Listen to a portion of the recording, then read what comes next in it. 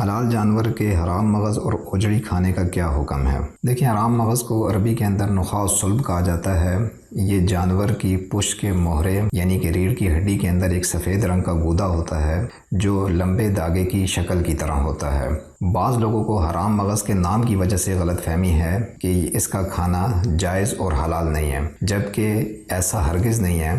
حلال جانور کے حرام مغز کا کھانا جائز اور حلال ہے۔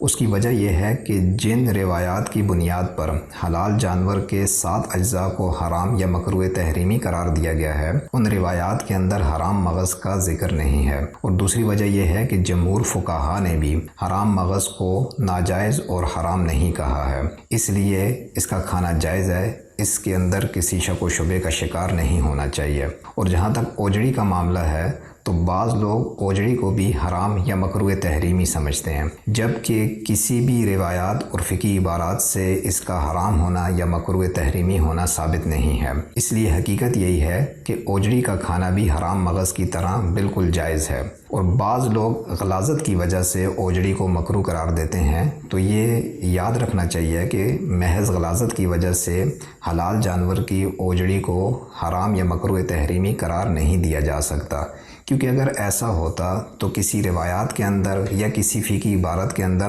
لازماً اس کا ذکر ہوتا، کیونکہ کسی بھی حلال چیز کو حرام قرار دینے کے لیے معتبر روایات کی اور معتبر دلائل کی ضرورت ہوتی ہے، جبکہ اوجڑی کے معاملے میں ایسی کوئی معتبر دلیل موجود نہیں ہے۔ ہاں، اگر بعض لوگ اپنی طبی کراہت کی وجہ سے اوجڑی نہ کھائیں تو بھی درست ہے، لیکن طبی کراہت کی وجہ سے اوجڑی کو مکروہ یا حرام قرار دینا یہ درست نہیں ہے۔ جو لوگ ایسا سمجھتے ہیں انہیں اصلاح کی ضرورت ہے۔